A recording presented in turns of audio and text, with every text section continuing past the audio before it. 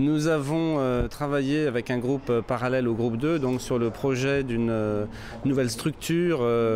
plateforme pour la recherche scientifique sur la biodiversité. Donc l'idée était de définir un petit peu ses objectifs et son statut. Je pense qu'on a avancé sérieusement donc vers l'idée peut-être d'une fondation,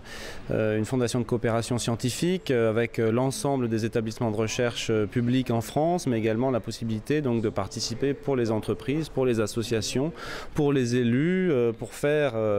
de cette fondation une véritable plateforme d'échange sur la recherche scientifique en biodiversité, voir un petit peu comment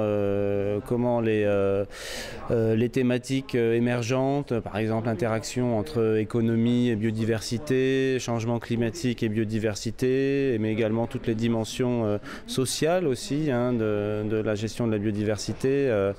peuvent être mieux examinées par la recherche pour apporter des nouvelles réponses. La biodiversité, c'est un petit peu tout le tissu vivant sous nos pieds qui nous entoure et qui nous permet de respirer, de nous alimenter, d'être en bonne santé, d'imaginer un avenir, je dirais, sain pour nos enfants. Le vivant, la diversité du vivant, les écosystèmes, c'est le socle du développement durable. Sans cette base de vie et un bon fonctionnement des écosystèmes, on ne sait plus faire. Un bon exemple, c'est ce qui se passe en ce moment avec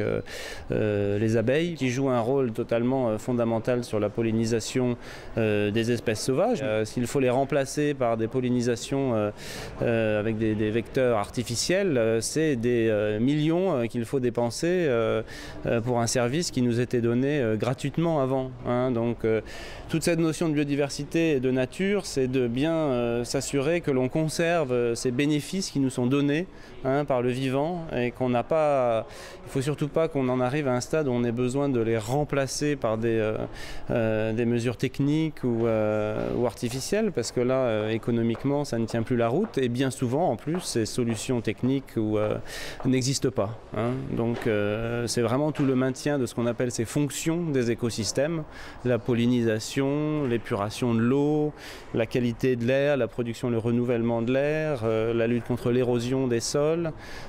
qu'il faut absolument préserver en préservant des grands espaces naturels, en préservant un maximum d'espèces, en ne prélèvant pas au-delà des capacités de renouvellement des écosystèmes. C'est tout cela qu'il faut absolument garantir si on veut